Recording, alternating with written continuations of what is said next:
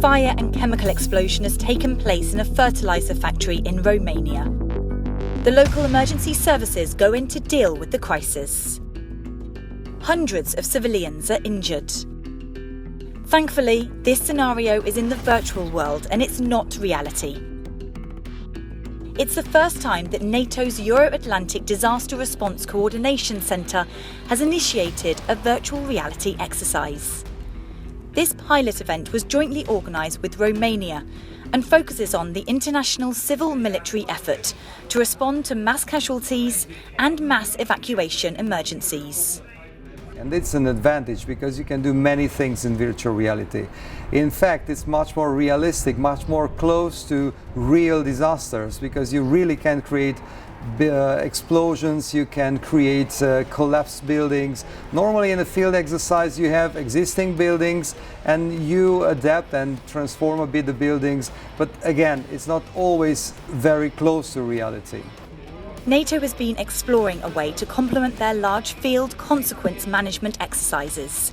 It's a big part of the future that they're keen to incorporate as much as possible. Yes, I feel the exercise has been a success, and I think the virtual reality does have a place in the whole process.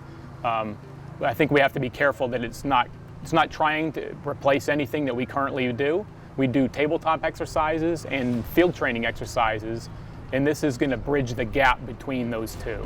Civilian and military personnel from 16 allied and partner countries work alongside the Romanian emergency services to best tackle the scenario.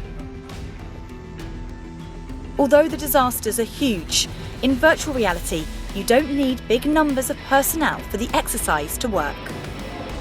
Some of the functions can be simulated by just one or two team members, and that's impossible in a field exercise. There you need teams of 50, 60, 70, even 100 people, and here it can be done with a fraction of that.